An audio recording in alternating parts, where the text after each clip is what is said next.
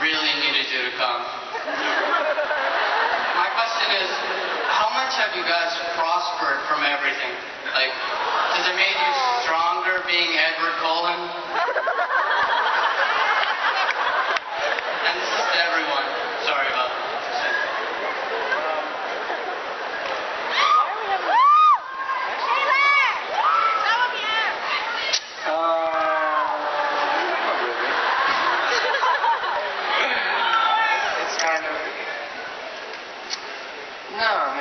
At the end of the day, it's just a part. You just go into it and and your life, you're walking along the street. I mean, as a really bad analogy, you step on like a little stone and then it just kind of flies away and you have no idea where it's going. And then you're just trying not to drown afterwards. And that's my life. That's really terrible. That doesn't really make any sense. I would actually like to, and I'm sure you'd much rather hear from the actors, but I would like to say one thing, which is that the last film that I made was recut by the studio, and my experience with it ended up being quite a terrible one. And this has been entirely different, both dealing with Summit and dealing with this young cast. And as much as they've said some very kind things about me, which I told them to,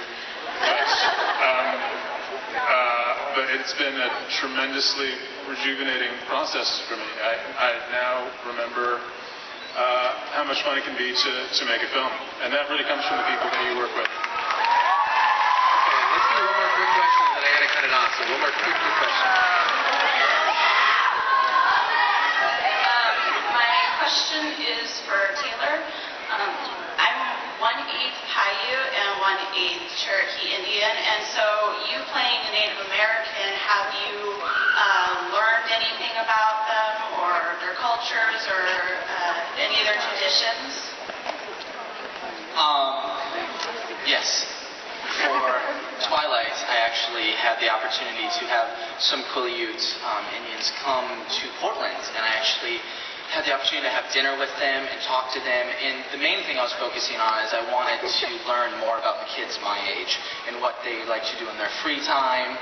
And I was expecting something really different, and I was expecting to have to change myself, to be able to do that. But I asked this kid who looked around my age, I was like, so what do you do in your free time? What do you do for fun? He's like, I play basketball, I go to the beach. And I was like, what do you do at the beach? Throw the football around? He goes, no, I check out girls. I was like, it was really funny. So the interesting thing that I learned is that they're just like me. They do the same things I do. Actually, Taylor...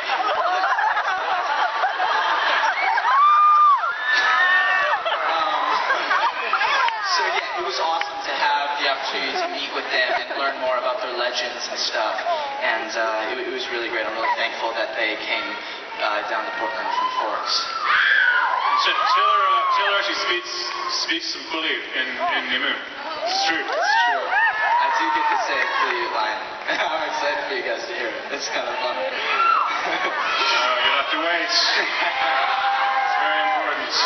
So before we wrap things up here, I do want to ask one more question to the whole panel. Maybe, Chris, we can start with you and work our way down. I just was wondering if you could each kind of touch upon the increased size and scope of New Moon over the first movie. Right. Well, I think one thing that was really important approaching this movie was to notice that its strengths lay in the intimate, emotional relationships between the characters, and not to let things get out of hand, to still know that it was a story about people. Even if they're vampires or werewolves, they're still people.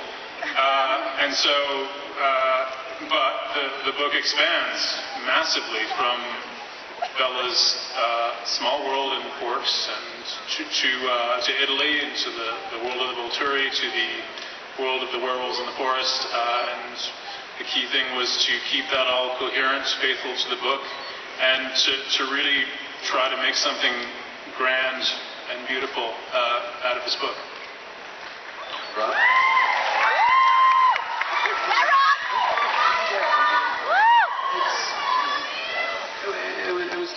this because of the aesthetic which Chris shows and stuff out. I mean, I've always found with Edward, I mean, his whole character is obviously a lot about restraint, and so I always found it quite difficult to think of how to incorporate movement or how to move as the character. And so it's really, it was, in New Moon it felt like a lot of the shots seem to be set up so I can have as little movement as possible, and it actually really helped. And I didn't have to, drive.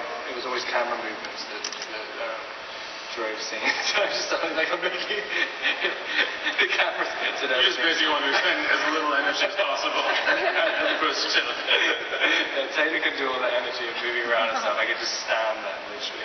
But no, you got a good fight scene. It's a very good fight scene. Oh yeah. Yeah, but I mean, Taylor, how about... Oh, I'm sorry, no, go ahead.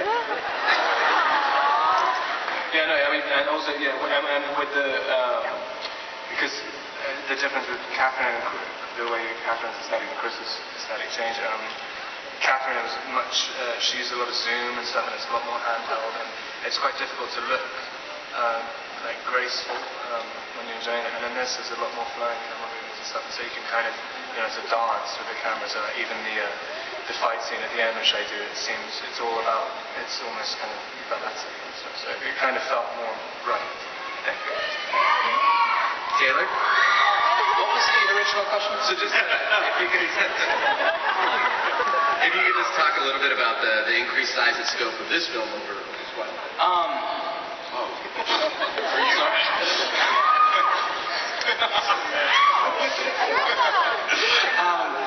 I think, when we were making Twilight, we knew what we were making, but we didn't know the reaction we were going to get from you guys. So we were really thankful over the past year from what you guys have done, and going into New Moon, we know what we're doing. We know you guys are all behind us, supporting us. So I think we were more confident because we know we have you behind us. And but I'd be lying if I say I never got nervous, because we all, of course, want to please you and make sure that we live up to your expectations. You do? But we had a great time. We had a great time during the movie. It was awesome to reunite the team, be back with the cast, and Chris was phenomenal. So I'm really pleased with the experience. Kristen? I think for this one, I don't think you really truly know yourself unless you get to a point that's like as low as she gets in this.